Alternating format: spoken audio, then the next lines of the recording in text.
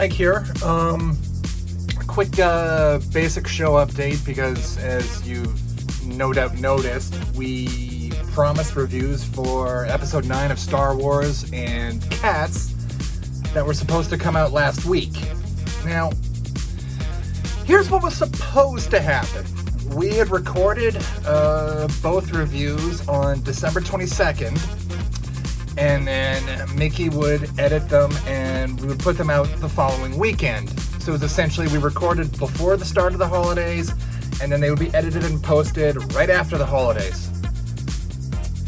Now I had to pass along editing duties to Mikki because, quite simply, where I deal with anxiety, editing is not good for my mental health.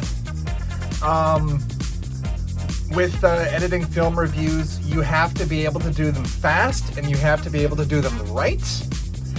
I can do a job fast, or I can do it right. I can't really do both. So with that in mind, quite frankly, editing our episodes was just very taxing on me, and I was just happy to hand them off. In this case, Mikki was having problems with her computer. Took it in to get it fixed and got it back from repairs, and quite simply, the repairs didn't hold.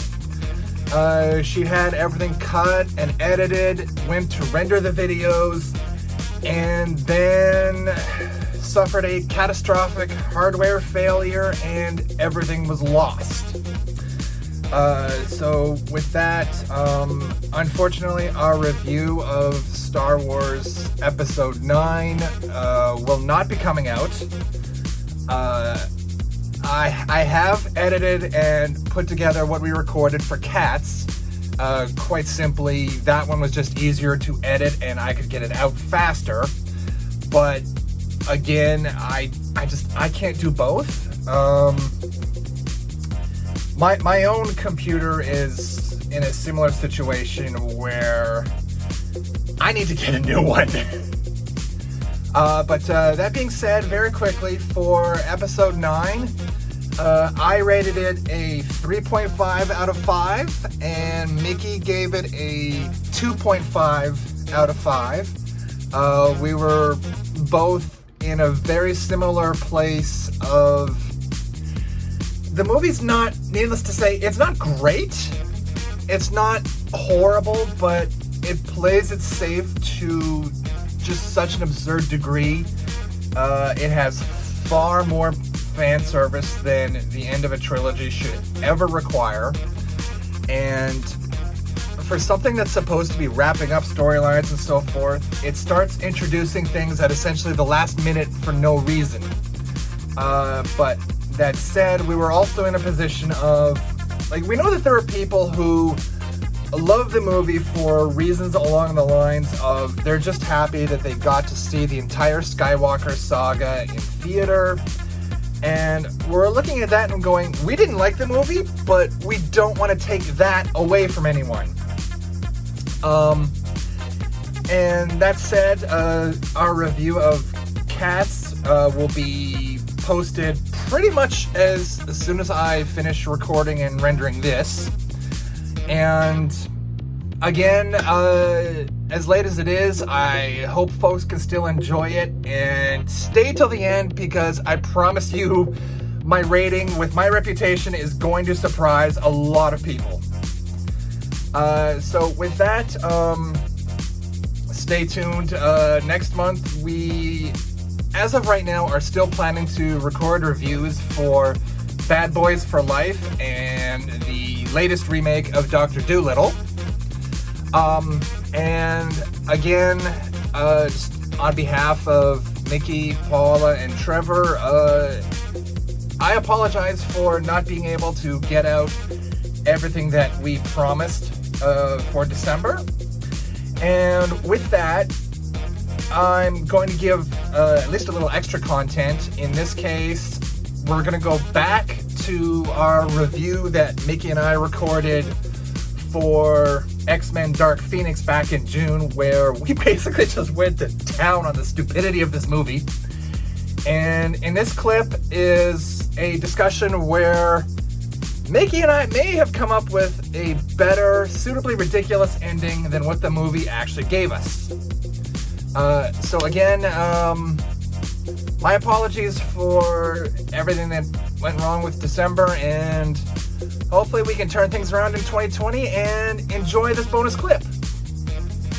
And another thing was that at the end of the movie, we see things like the school has been suddenly renamed the Jean Grey School for Gifted Youngsters, which is clearly, like, it's obviously that's just there for another reference. Yeah. Because that's what they changed the name of the school to in the comic books. And the way that they after did it was blown up for like the 150th time. The way that they did it was just like Scott with a sign he ordered from online, just being like, there. And then he wanders on off to sulk somewhere. And it's like, and okay. And then after that, we cut to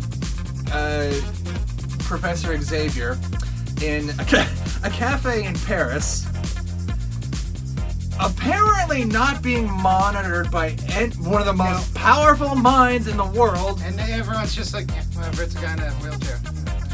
And then Magneto comes in for the traditional game of chess, because that's the only thing we haven't checked off from the X-Men film formula. Yeah, but we should again note the context of this specific film series gives this Magneto as world terrorist who almost ended the world in the 80s. Yep.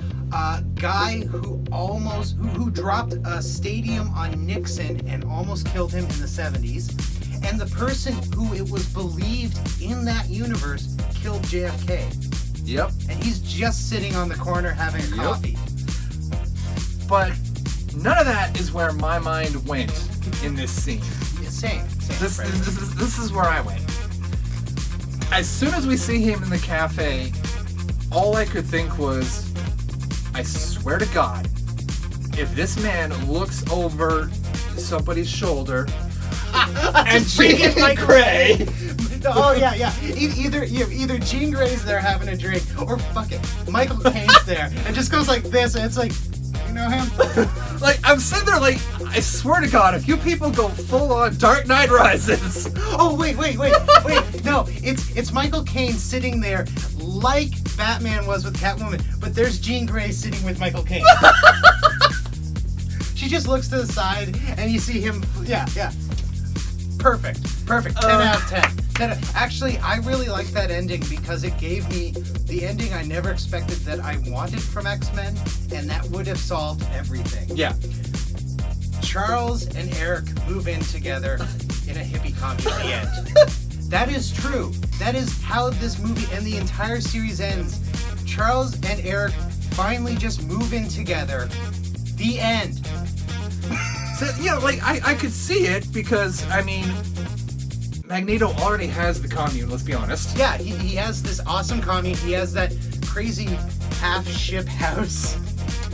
And he I guess, needs a new telepath for Genosha because he already had a generic telepath who is apparently so powerful that she can hold her own in an extended mind duel with Charles Xavier. Again, the most powerful telepath in this fucking movie world. Oh yeah, and she's the only other person who dies in this movie, aside from the villain. And she gets just spontaneously grabbed and thrown off a train. Yeah. Which, okay, they may survive. But at that speed, I think a Bond villain has a better chance, but... Oh my God. But... Don't forget to hit those like and subscribe buttons, share this video with your friends, and drop us a line anytime you like.